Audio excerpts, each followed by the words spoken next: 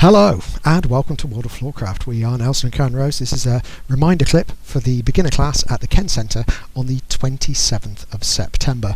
We did an arm drive, a shoulder slide, a side to side let go and a lady spin.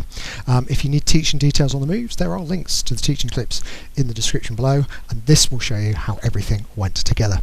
Start with the arm drive. It went like this. It went 7 and 8. We went offer, we went left, right, shoulder, turn, face, return shoulder slide. We went a latch, catch, return side to side let go, you come in and out, in prep the spin, spin through, catching the right for the lady spin, prepare, spin, catch, return and back. And that was it. Hope you find that helpful.